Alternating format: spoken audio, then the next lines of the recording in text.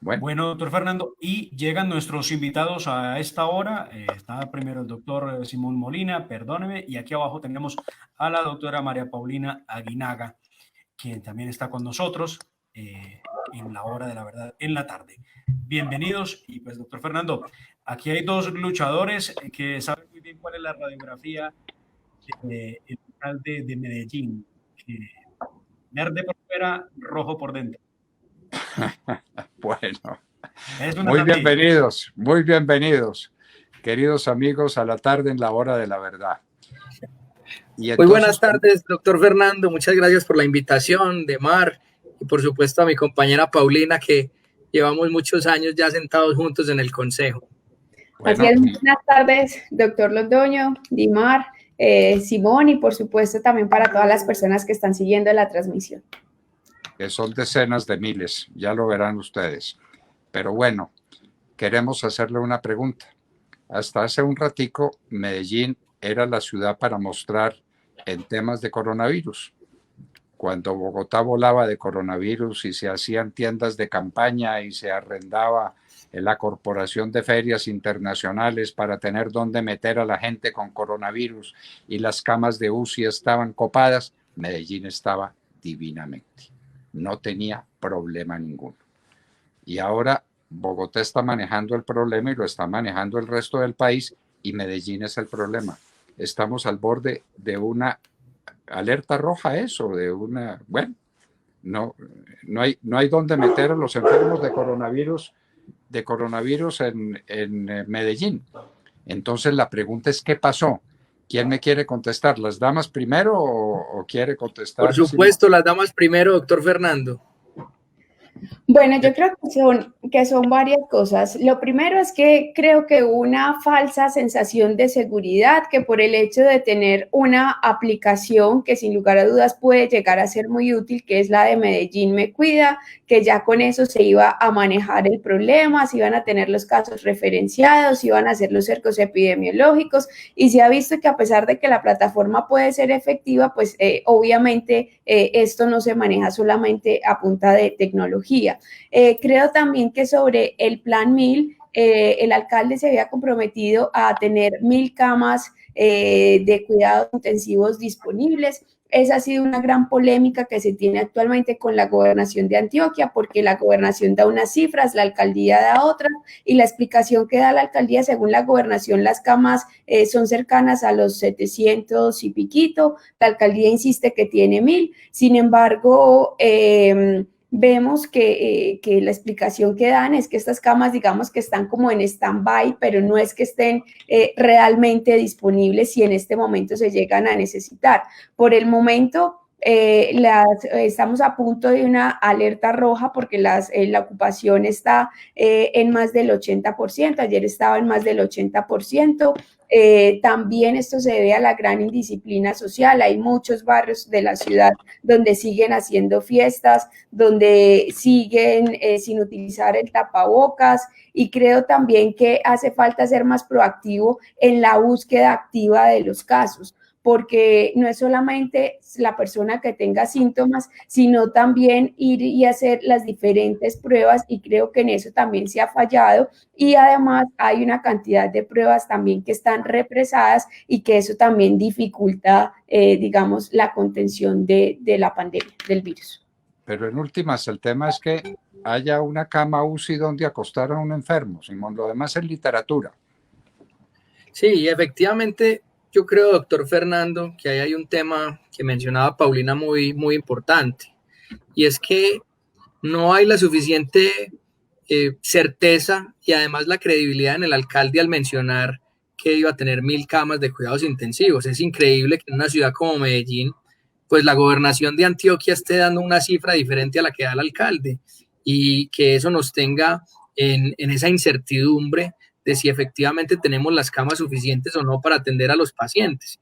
Y lo otro es que yo creo que también, a pesar de que frente al cuidado de la pandemia es fundamental el cómo nos comportamos cada uno y cómo pues trabajamos en el autocuidado, la alcaldía tiene una responsabilidad institucional también de hacer campañas, de educar a los ciudadanos, también de poner en cintura, digamos, un poco a toda la comunidad, y a mí me parece que la alcaldía, la actual administración de Medellín ha bajado la guardia en ese sentido y han dejado un poco que todos los ciudadanos se relajen, y eso se está reflejando en el aumento de las cifras, como ya lo ha mencionado Paulina. El gobernador de Antioquia ha dicho hoy que está a punto de declarar nuevamente la alerta roja en el departamento, y en gran medida es por lo que está pasando en la ciudad.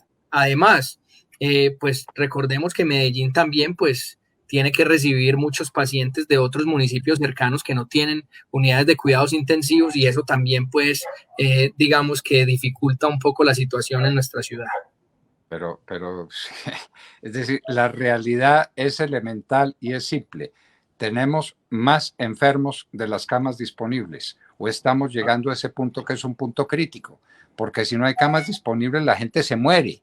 No es que pase mal rato, no es que tenga dificultades transitorias, no es que se muere asfixiada. Esto no puede suceder. Ustedes me permiten, yo sí tengo que decir una cosa, concejales, doctora Paulina y doctor Simón Molina, doctor Fernando, el pésimo ejemplo. Yo he visto los videos, yo no sé que sean fake news y ustedes me pueden desmentir si lo son, pero ¿por qué se habla de fiestas de los funcionarios del alcalde de Medellín? ¿Por qué se habla de fiestas en la casa del alcalde o qué sé yo, una cosa parecida? ¿Por qué el ejemplo de la administración? ¿Qué es lo que pasa con la administración? ¿No le importa el COVID-19? ¿Es tan poco importante? ¿Y el mensaje que quieren enviar es que sí se pueden reunir y violar todos los protocolos de seguridad? ¿O es que eso no es necesario? ¿O estamos hablando de dos países diferentes, Medellín y Colombia? ¿Qué es lo que pasa, doctora Paulina? Yo creo que, como bien dice Adimar, se educa desde el ejemplo, y indiscutiblemente acá la autodisciplina, el autocuidado es fundamental. Sí ha habido incidentes, hubo un caso de una subsecretaria que además grabó video cantando en una super fiesta con música en vivo y demás. Ella pidió excusas y renunció a su cargo, pero indiscutiblemente se educa desde el ejemplo, y ellos mismos son los que tienen que darle ejemplo al resto de la ciudadanía que las fiestas no están permitidas y que tendremos otros momentos para festejar y para celebrar en familia, pero no precisamente en plena pandemia. Es que, Simón, lo que está pasando en el mundo es de una gravedad extraordinaria. No hemos entendido. Es que los países europeos están desbordados por el nuevo brote del coronavirus. Esta segunda oleada del coronavirus es peor que la primera, lo dicen todos. Francia está desbordada, España no sabe qué hacer, el Reino Unido está enloquecido, Italia volvió al peor de sus momentos. Pero con esos ejemplos, ¿cómo es posible que no tengamos quien eduque a la gente y quien le diga, por Dios, es que es la vida de cada uno, es que es la vida de su familia? Una cosa tan simple y no logramos entenderla. Simón, ¿usted qué opina? Así es, doctor Fernando, y efectivamente, como lo hemos mencionado, yo creo que no solamente se educa desde el ejemplo, se gobierna desde el ejemplo.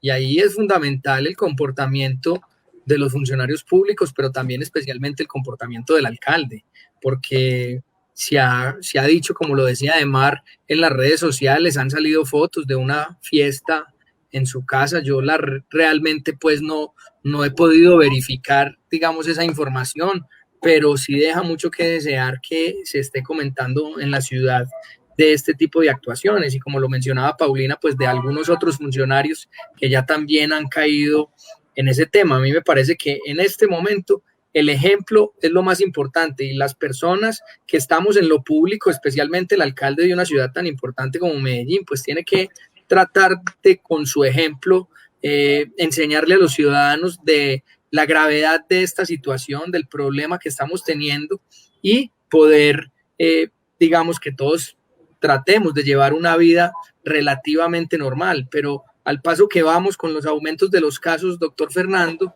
el tema en las clínicas se va a poner muy complejo, y lo que menos queremos es nuevamente un cierre, porque yo creo que la economía de este país y la economía de Medellín no aguanta nuevamente un cierre total de los diferentes sectores. Eso sería gravísimo. Para eso necesitamos entonces comportarnos muy bien, y creo que también es hora de que pues se pida unas cuentas reales frente al número de camas de unidades de cuidados intensivos que la ciudad tiene, y si efectivamente el alcalde llegó a las 1.000 que prometió o no llegó. Pero pues eso, yo insisto, eso es literatura. ¿Hay o no hay camas suficientes? 1.700, 850. No hay camas suficientes. Antioquia está al borde de una alerta roja, que es el antecedente de un cierre, ¿no? A uno le dicen alerta roja y es que lo que viene enseguida es el golpe, que es el cierre, que desde luego nadie lo resiste. Pero hay países europeos que han dicho no resistimos el cierre, pero menos resistimos que la gente se nos muera. Tenemos a Luis Alfredo Ramos, bienvenido. Sí, señor. Doctor Fernando, sí, un saludo y excusándome por el retraso que andaba en un evento con los 50 años de microempresas de Colombia y llegué un poco tarde por la congestión vial, pero bueno, aquí estamos. Un saludo a usted siempre tan amable, a Demar y a mis compañeros Paulina y Simón y a toda su audiencia de la hora de la verdad. Bueno, aquí estamos hablando del tema de Medellín, que era la joya de la corona, el municipio para mostrar cuando estaban en problemas los demás municipios del país. Antioquia recibía gente de todas partes, Medellín, pues, y eso era la maravilla, y ahora Medellín en la alerta roja. Ese es el tema, Luis Alfredo. Pues sí, doctor Fernando, infortunadamente la ciudad, yo creo que en un momento hubo cierta relajación de las entidades públicas, que Medellín al principio, y es algo que hemos venido debatiendo desde hace meses y especialmente el fin de semana, esta semana hicimos un debate sobre una plataforma que se llama Medellín Me Cuida y la anunciaron con la gran salvación, pues como que con la tecnología íbamos a controlar la pandemia. Entonces, claro, cuando hay 1, 2, 10 contagiados, pues todavía es fácil hacer cercos epidemiológicos, pero eso se empezó a crecer a unas altas velocidades y cuando empezó ese momento crítico que comienza desde finales de junio, en Medellín a crecer mucho el número de contagiados, proporcionalmente a lo que se venía, pues pasamos, digamos, de tener 10 o 15 en el día a tener 100, 150 y así fue incrementándose hasta llegar pues a niveles altísimos. La ciudad no se había preparado completamente. Por ejemplo, la clínica de la 80 o la antigua clínica Saludcop de la 80 era una clínica que habían prometido con 170 UCIs y la abrieron el 15 de julio sin ninguna UCI, terminaron dándole otro uso.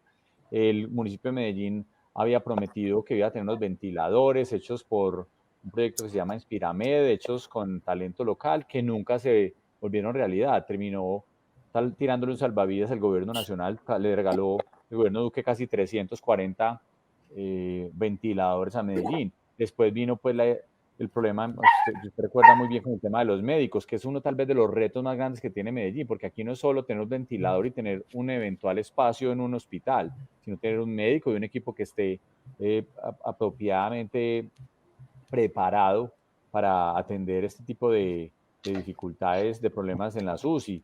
En fin, yo creo entonces que hubo una cierta relajación. Eso es como cuando, no sé, unos equipos que se duermen al final del partido y les empiezan a meter 2 o 3 goles, como en el último partido de Colombia, que en 5 minutos le cambiaron y no estuvo preparado, casi que no se despierta de ese golpe el gobierno. Y ahí pues han venido de alguna forma manteniendo unos, digamos, como ellos lo han dicho, como una meseta de contagios, pero eso hace que tengamos una gran cantidad hoy de personas en UCI por miles de motivos, entre otras, doctor Fernando, porque las personas en la época de pandemia que tenían otras enfermedades todas se aguantaron. Usted sabe que ese fue uno de los problemas que hubo. Todo el mundo le daba pánico ir a los hospitales. Entonces pasó el momento de la pandemia crítico y ya todo el mundo se empezó a mostrar la realidad. Entonces las personas no se hacían sus chequeos, etcétera. Así que digamos que una confianza excesiva en unas decisiones que al principio parecían exitosas, pero esta es una carrera a largo aliento, esto no son 100 metros, esta es una maratón que vamos a tener que correr contra este coronavirus porque el tema de la vacuna se va a demorar un rato largo definitivamente, doctor Fernando. Pues yo les contradigo solamente en una cosa, que el momento crítico no ha pasado un solo minuto y al contrario, nos cogió un momento todavía más crítico, que es el de ahora. Cuidado, por Dios, cuidado. Yo no sé qué van a hacer, pero yo les hago una pregunta. ¿Primero la revocatoria o la vacuna? Bueno, deje así, dejemos eso para el final a ver si va a haber revocatoria o no va a haber revocatoria. Quiero enterarme de esto bien enterado.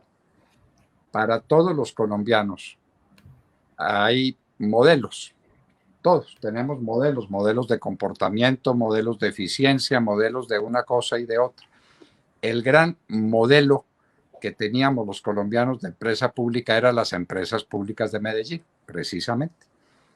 Y resulta que ahora nos encontramos con que hay dudas muy graves sobre inversiones que se han hecho en las empresas públicas y sobre la manera como se están manejando ahora los problemas. Y descubrimos, y lo descubro con verdadero horror, yo en eso sí tengo una larguísima experiencia, bueno, en muchas cosas tengo larga experiencia, pero es por los años, no es porque sea muy astuto, que es en la contratación administrativa. Y entonces el alcalde de Medellín o la ciudad de Medellín, el municipio de Medellín, viendo que hay un problema terrible con Hidroituango, resuelve demandar a toda la ingeniería antioqueña que hizo Hidroituango. Ingeniería antioqueña que además todos conocemos cuál es la estructura patrimonial de las empresas de ingeniería. No dan un brinco frente a los billones de pesos que esto vale. ¿Y qué está pensando el alcalde? Me dije. Se enloqueció. Y el gobierno lo dijo después y vino un gran escándalo y el escándalo paró. ¿Por qué? ¿Por el virus?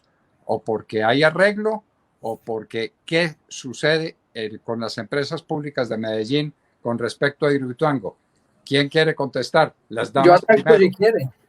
Si quiere arrancamos. Listo, Doctor arranque. Fernando, lo primero, como usted lo ha dicho, Medellín y EPM ha sido siempre una empresa insignia del desarrollo de nuestra ciudad y el desarrollo de Antioquia y de Colombia.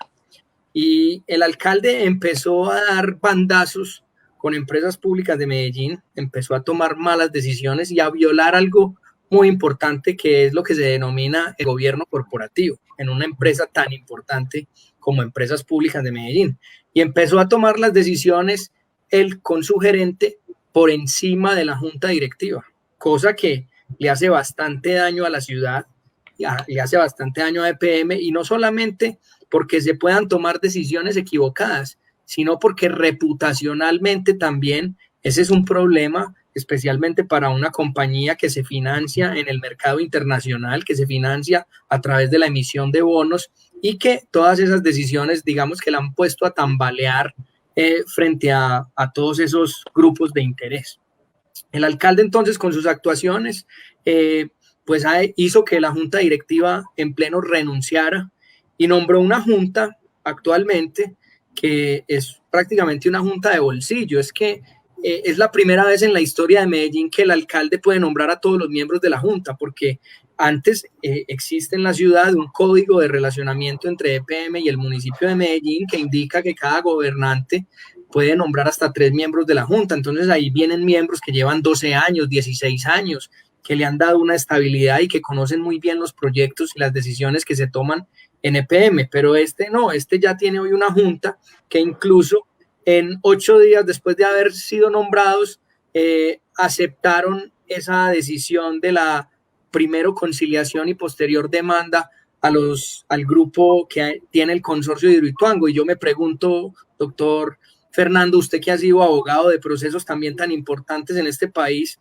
¿usted cree que un proceso de esa magnitud, una persona es capaz de estudiarlo en 8 días y tomar una decisión de esa envergadura, de una demanda de más de 10 billones de pesos?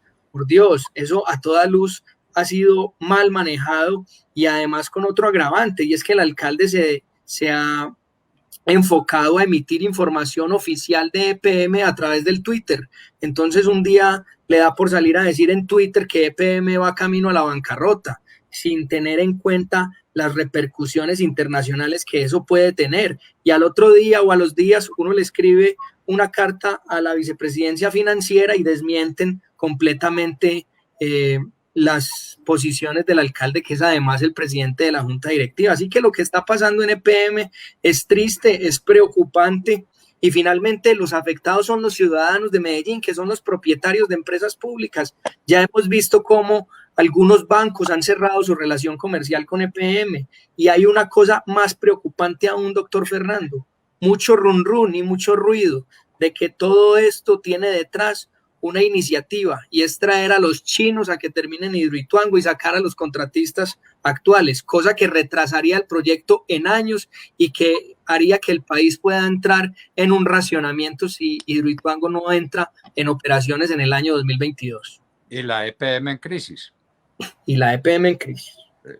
Bueno, ¿qué nos dice la concejala Aguinaga? Porque pues ese ha sido uno de sus temas favoritos.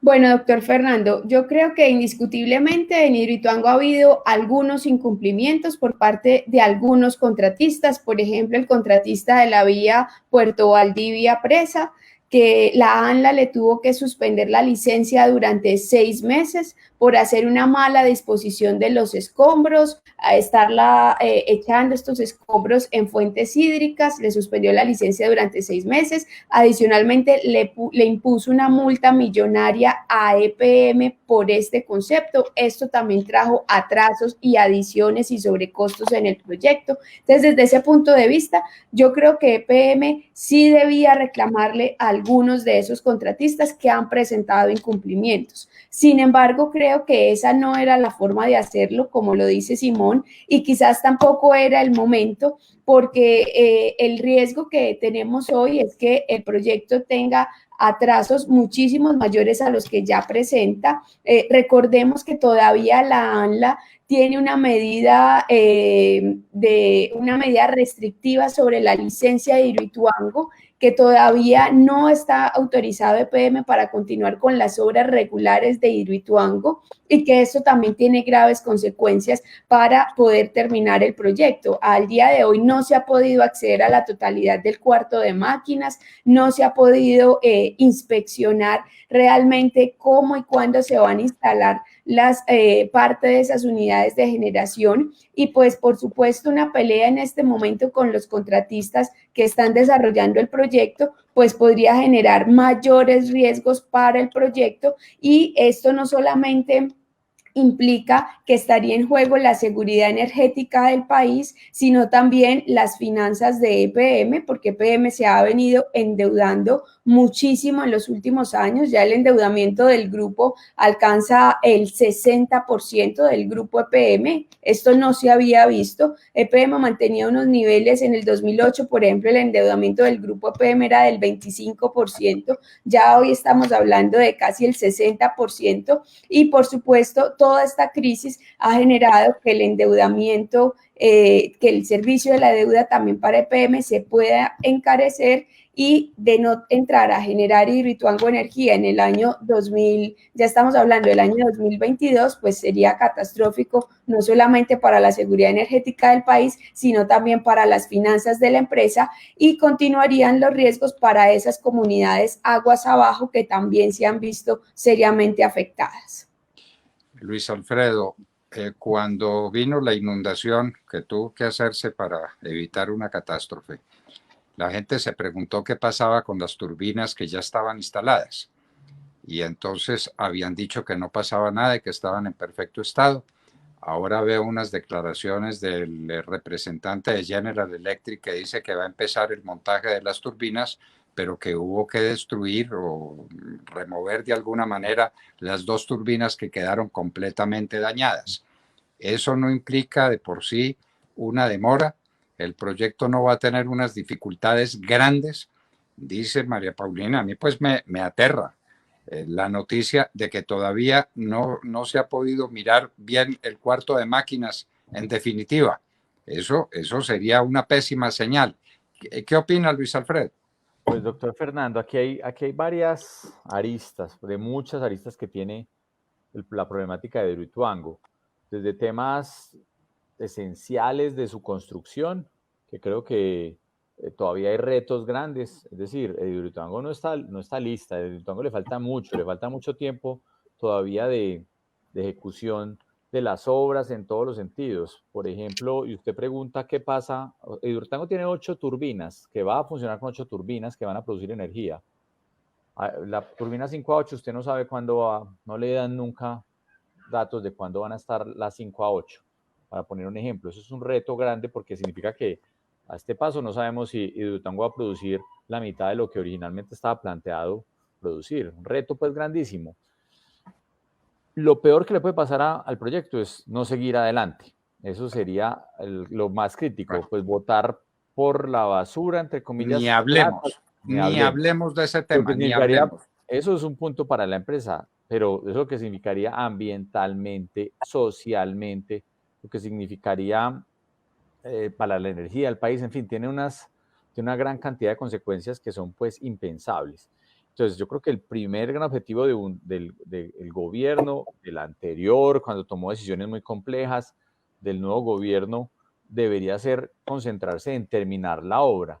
Cuando se le empiezan a poner adornos, como por ejemplo una eventual, porque ellos hablan de una conciliación y que no necesariamente la conciliación termine en una demanda, pero una eventual demanda por casi 10 billones de pesos a unos concesionarios que no son contratistas, porque el contratista real de la obra de Hidroituango se llama EPM. EPM controla la obra, subcontrata una gran cantidad de obras de diseño, de vías, etcétera, etcétera, con una gran cantidad de subcontratistas.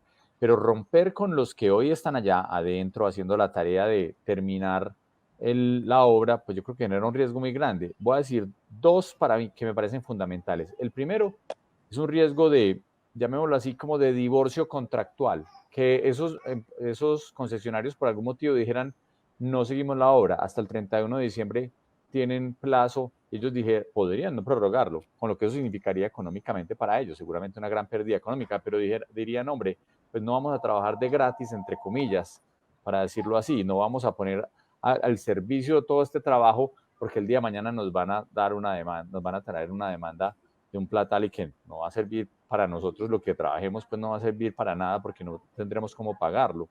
Entonces, ese es un primer gran riesgo que hay, que de alguna forma los concesionarios pararan el trabajo y tuviera que entonces irse a conseguir otro nuevo concesionario que hiciera las obras, con lo que eso significa en tiempos, en acomodarse, en fin, 1 o 2 años más. No, eso es impensable.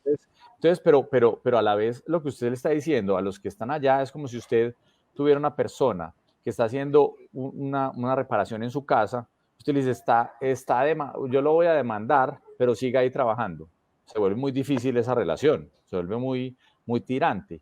Como todos los días uno en una discusión permanente, entonces el señor que está reparando su casa puede decirle, no, yo le dejo esto tirado, yo me voy. Y eso puede, pues, un eventual riesgo político por no haber tratado las cosas como se deben tratar, porque esto fue un anuncio público, no es algo que habían hablado, no es algo que se había llegado internamente a una discusión, sino que simplemente se anunció públicamente esa conciliación con posibilidad de demanda por 10 billones de pesos. Entonces, ahí hay un gran riesgo que yo creo que todavía en este momento no hay absoluta claridad sobre si puede eventualmente haber cambio de concesionarios, porque a uno, si le molesta tanto un concesionario, simplemente lo saca y le dice, no más, yo no le prorrogo esto, usted es muy malo, y lo demanda, pero no tiene la persona trabajando allá adentro para después decirle, yo lo voy a demandar, siga trabajando tranquilamente. Entonces es un riesgo. Y otro que veo yo complejo es el pago del seguro. El pago del seguro, ¿por qué? Porque el seguro cubre a los concesionarios. El seguro todo riesgo de PM de 2.500 millones de dólares tiene cobertura sobre los concesionarios. ¿Cuál es el reto? No tanto si se va a pagar o no, porque seguramente se va a pagar, sino cuándo se vaya a pagar ese seguro.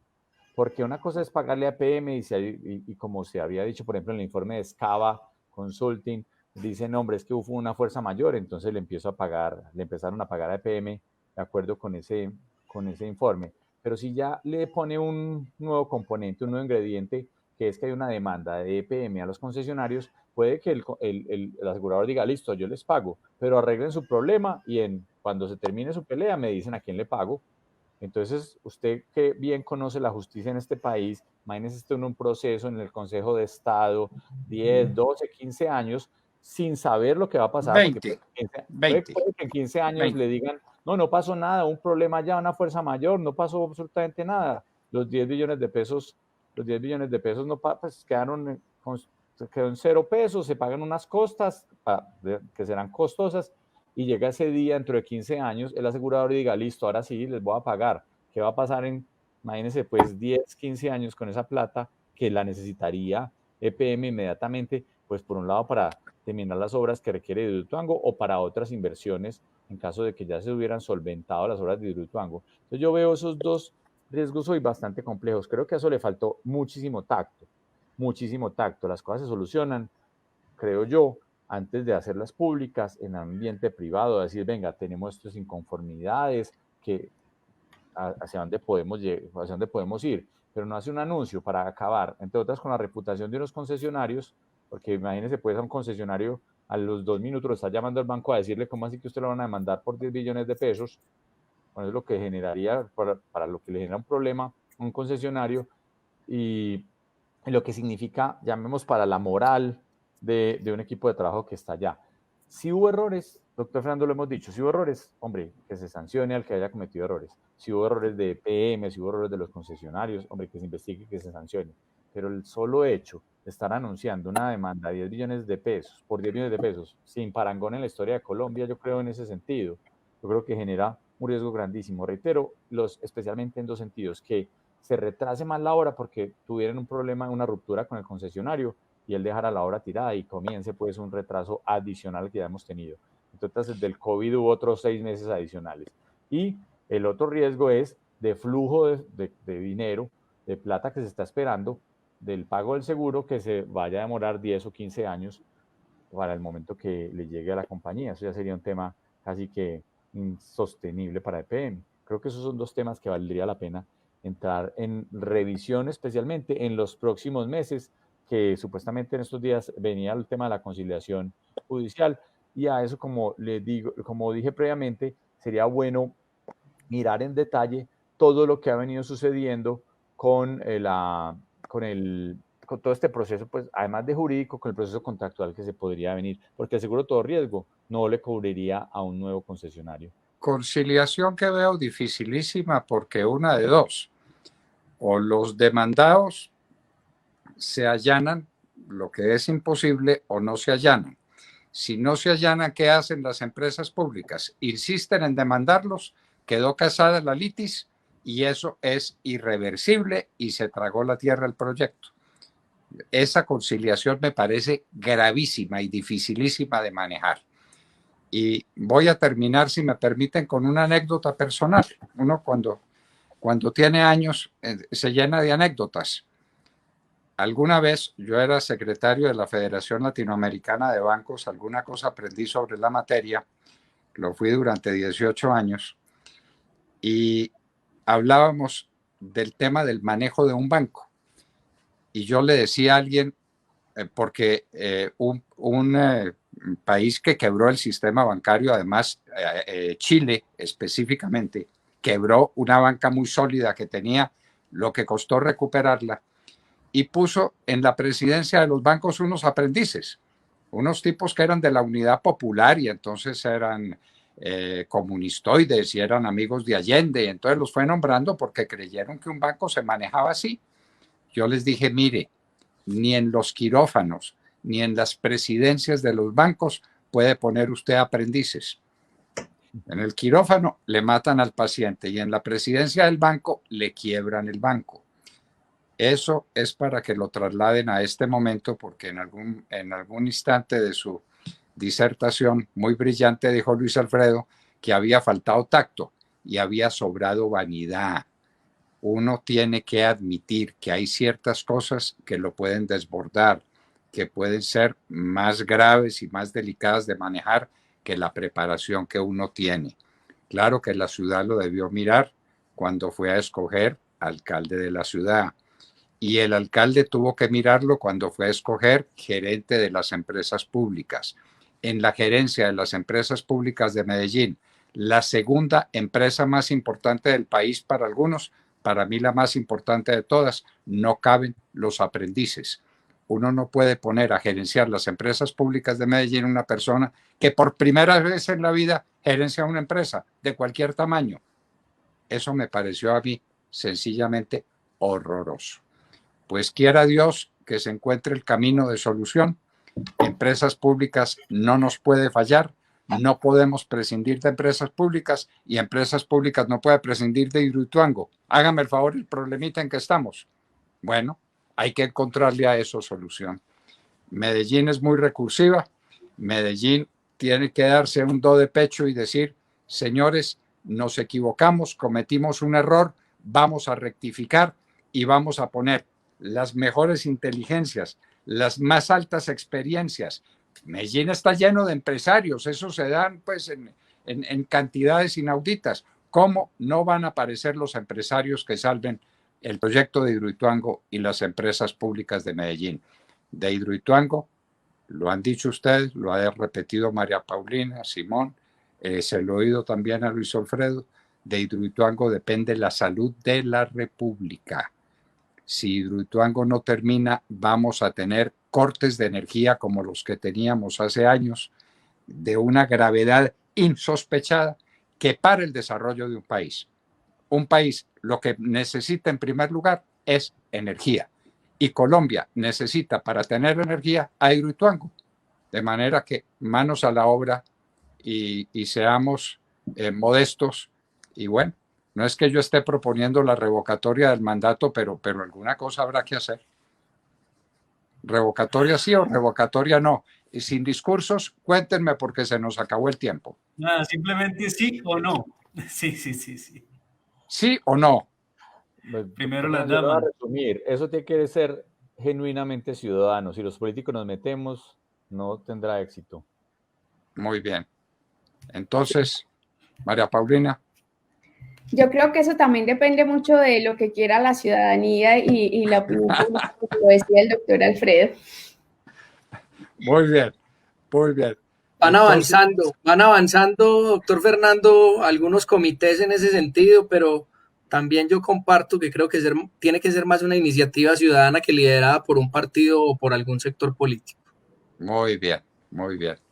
Queridos amigos, adelante Antioquia, aquí no hemos presentado sino los problemas. El COVID que nos está devorando y el problema de Hidroituango, que es un problema nacional, entiéndanlo. Eso no es una cuestión de Medellín. La salud de la República, la salud empresarial, la salud económica, la salud energética, que es el desarrollo futuro del país, dependen de Hidroituango. De manera que es un problema nacional. Eso parece que no se ha entendido, ¿no?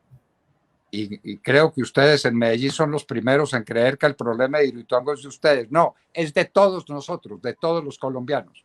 Hidroituango no puede fracasar, sencillamente, no puede fracasar.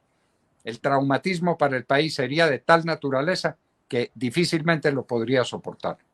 Bueno, queridos amigos, qué gusto ha sido conversar con ustedes, tenerlos a ustedes aquí en la tarde, en la hora de la verdad. Un abrazo muy estrecho. Demar, le permito también que se despida de ellos, por favor. Pero claro que sí. Muchas gracias a los concejales bandera de Medellín, que lo son, por supuesto, los del Centro Democrático, el doctor Alfredo Ramos, el doctor Simón Molina, la doctora María Paulina Aguinaga, unos verdaderos batalladores de la verdad en una administración muy compleja, que como lo dije cuando empezamos la entrevista, doctor Fernando, tiene un personaje que por fuera es muy verde y por dentro parece muy rojito. Muchas gracias por haber estado con nosotros. Felicidades, hasta pronto. Muchísimas gracias a ustedes. Una muy feliz noche. Chao.